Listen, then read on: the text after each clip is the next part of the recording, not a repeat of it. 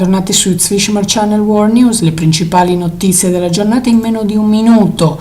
È morto Ettore Scola, il regista italiano, aveva 84 anni. Coppa Italia, l'Inter passa ma il Napoli KO 2-0 in casa. Juncker, i governi contro la UE, ma si guardino allo specchio.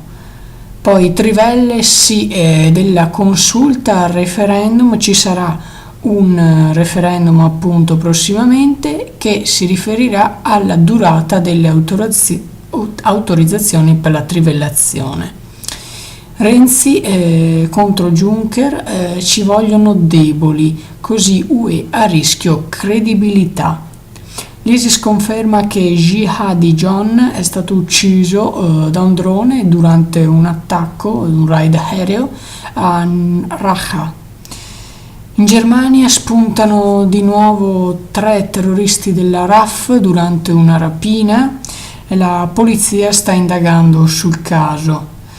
E poi Twitter down per la terza volta. E questo blackout è durato un'ora ed è molto ravvicinato agli altri 2. Invece da oggi è arrivata la conferma ufficiale anche via messaggio, WhatsApp diventa gratuita.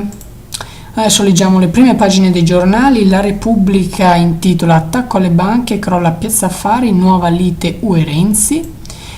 Il Messaggero, attacco alle banche, borsa giù. Il Gazzettino intitola Paura dei bulli, tenta il suicidio a 12 anni, si getta dalla finestra e lascia un biglietto, sciocca i compagni di scuola. Ora sarete contenti, si riferisce alla vicenda di Pordenone. Le prime pagine internazionali, El Mundo, il 3% sirvió para financiar a los grupos independentistas.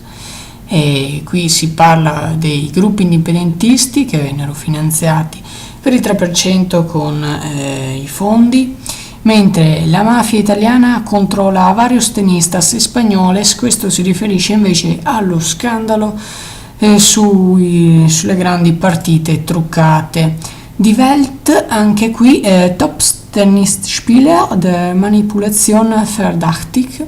Anche qui si parla appunto delle manipolazioni sullo sport del tennis scoperte in giornata. Queste le principali notizie di oggi, noi ci rivediamo domani sempre qui, sempre su Zwischen Channel World News. Grazie per averci seguito.